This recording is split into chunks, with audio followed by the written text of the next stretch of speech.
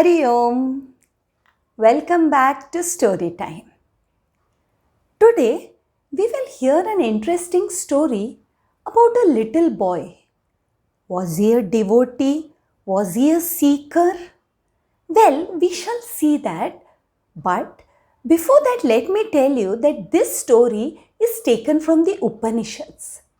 And what are the Upanishads?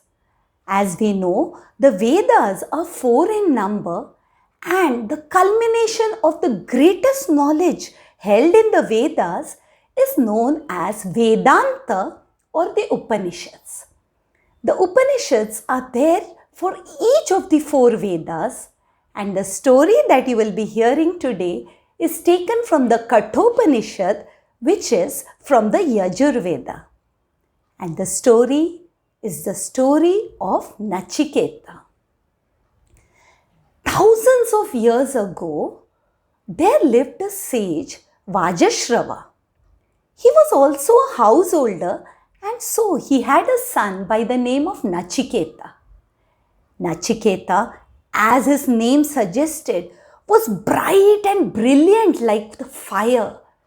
He would always aspire for knowledge and try to go higher and higher like the flame of a fire. One day, his father decided to hold a Vishwajit sacrifice, which was a ritual to get the greatest fruits of heaven. For this, his father had to give away all his possessions, for that was the right way to do this sacrifice. And as little Nachiketa watched, the rituals got over and it was time to give the dakshina to all the priests who had assembled there to conduct the sacrifice. But what did he see?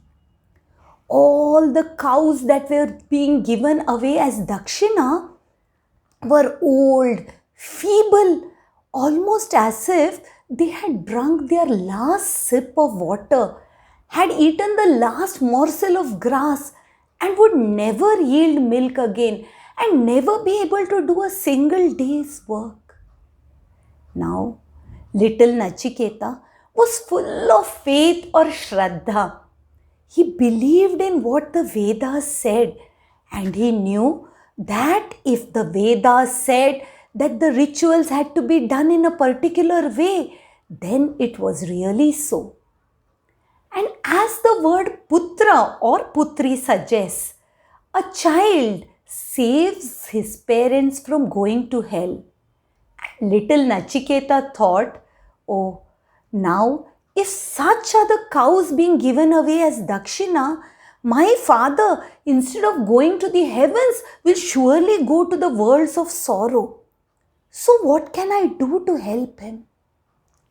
And as he started thinking, he suddenly realized that the most prized possession of his father was none other than his son, that is, he himself. And so he went to his father and he said, "Oh father, to whom shall you give me?" Now, the father was very busy and he did not pay any heed to little Nachiketa, just as all parents do when they are drowned in their work and their little children pester them with questions. So, little Nachiketa was just kept aside. But he asked for a second time, "Father, tell me, to whom shall you give me away?" Again there was no response, and so Nachiketa persisted. For a third time he asked, "Oh father, please tell me, to whom shall you give me away?" And now Vajashrava was so irritated and angered by this disturbance that without thinking, the words came out of his mouth, "To death shall I give you." And the father himself was so shocked, but not Nachiketa. Any other boy would have started weeping, but Nachiketa started thinking. He said, "The words have come out, so there must be some significance. It must be that Yama desires me." And Nachiketa, being the best possible son or the Uttama son, decided to go to Yama. But after taking the blessings and permission of his father. Now Nachiketa's father was totally shattered and started pleading with Nachiketa. Oh Nachiketa, my words were uttered in haste. Don't leave me and go. But Nachiketa started teaching his father the very tenets of Dharma that his father had taught him earlier. He told his father this would go against the Dharma Niti. The words that have been uttered by you have to be actually brought into practice. And so, please let me go. And then Vajashrava, seeing that his son Nachiketa was very determined and realizing the truth of his words, lovingly gave him his blessings. And though he was very sad at heart, he permitted him to go. And Nachiketa, because of his pure heart and the righteous path that he had chosen, actually managed to reach the abode of Yama. Who is Yama? As we know, there is only one supreme God, but there are many deities and devatas who carry out various roles in this beautiful universe. And so, Lord Yama is the great disciplinarian or the god of death. And to this Yamaloka, little Nachiketa went. But when he reached Yamaloka, Nachiketa found out that Yama was not in station. He had gone out probably to carry out his duties of bringing back the people whose lives were numbered in the world. And Nachiketa waited. For 3 days and 3 nights, Nachiketa waited without eating anything or drinking anything. Such was the patience, such was the dedication and determination of Nachiketa. And this is called Titiksha because he waited cheerfully and patiently. When Lord Yama came back, he was aghast at seeing a little boy whom he had not brought back from the living. And so he asked Nachiketa, "What brings you here? But first, tell me, have you had something to eat or drink?"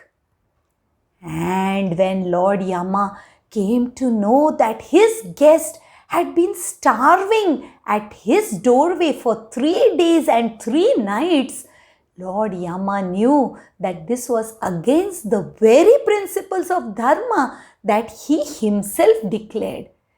For Lord Yama is also known as Dharmaraj.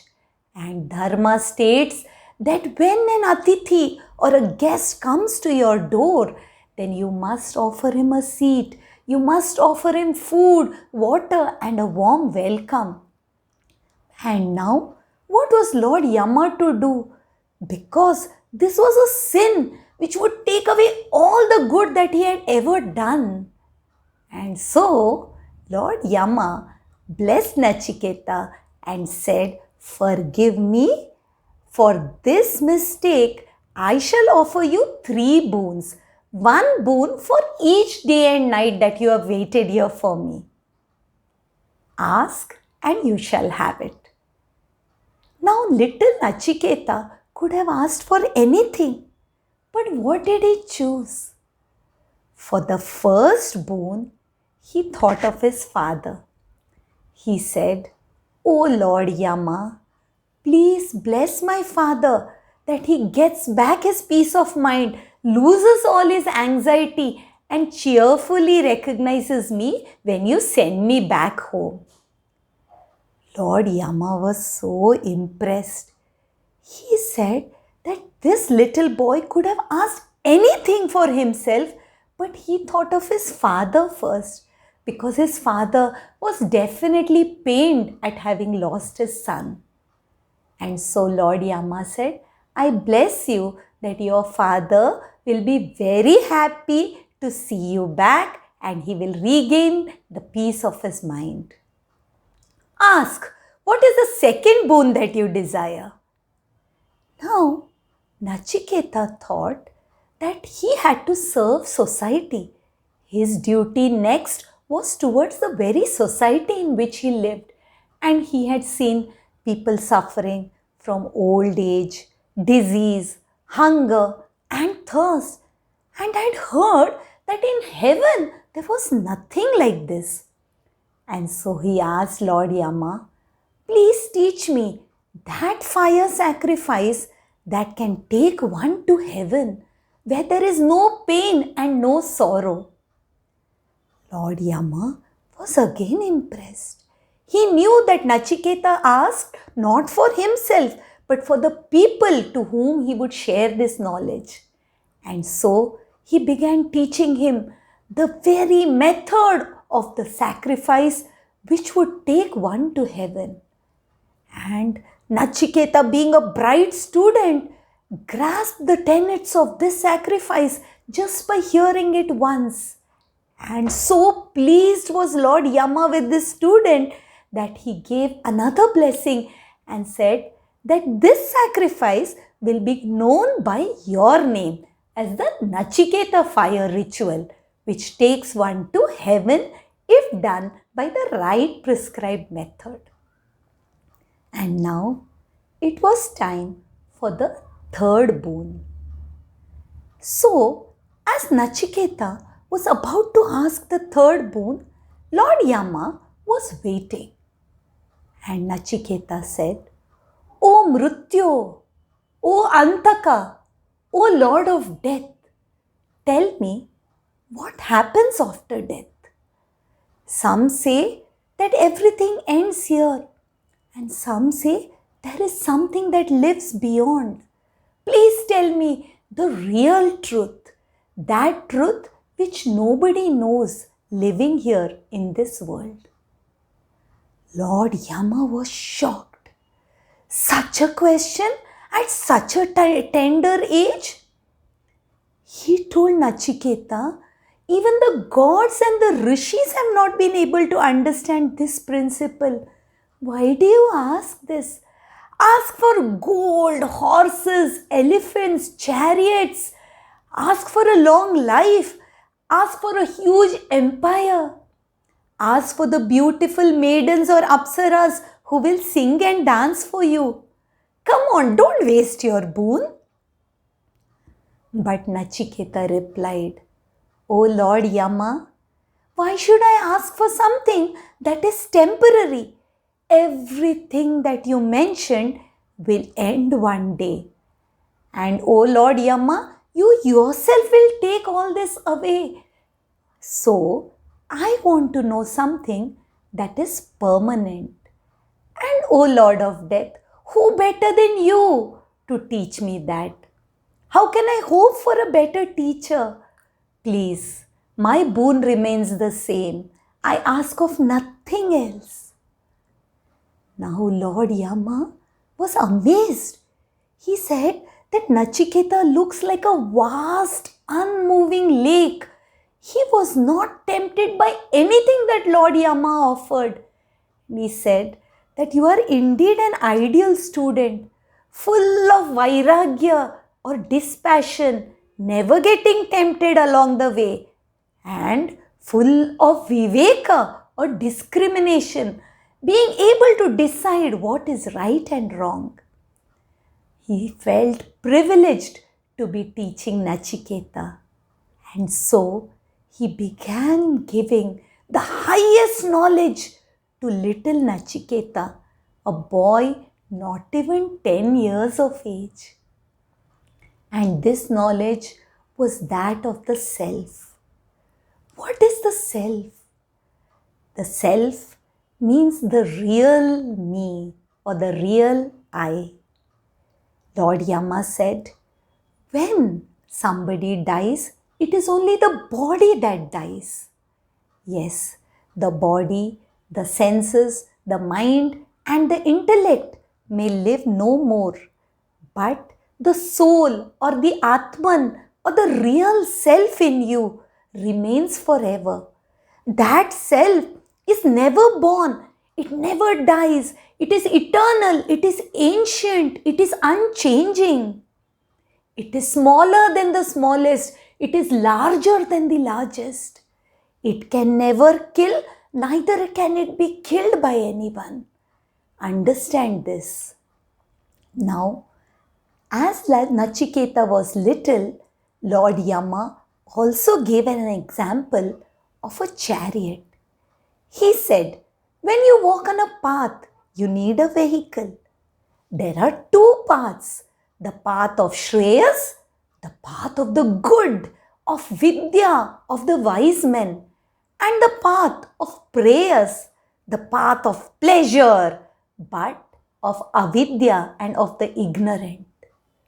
The one who take the path of pleasure keep falling into the cycle of birth and death and birth and death again and again, because they have not kept the highest truth as their goal. Whereas the wise man who takes the path of Shreyas or the path of Dharma and righteousness keeps the goal in sight, and the goal is Om, or another name for Brahman, or the Supreme Self, the one self in each one of us. Little Nachiketa was so happy to listen to it. And Lord Yama continued. He said, when you walk on this path, you are given this body, which is like a chariot or a vehicle. And the self sits in this chariot as a Rathi. Then who is the charioteer? The charioteer is your buddhi or intellect. And why do you need a charioteer? Yes, of course, to pull the reins and control the horses that go and trot on the road. Because the road or the path is full of sense objects. The horses are all your sense organs that can keep running after any sense object that comes on the way. But the mind are the reins that pull the horses back. And when the mind is in the control of your buddhi or intellect, who is the real charioteer, and then held back, the senses remain in control and keep the chariot going ahead, soon reaching the goal. And on such a chariot, when you walk the path of Shreyas and then you reach the state of meditation, you would get the greatest knowledge of the self and realize that you are nothing but He, the Supreme One. This was the greatest knowledge given by Lord Yama, Dharmaraj, to a little boy, Nachiketa. And with this blessing, Nachiketa returned to his father.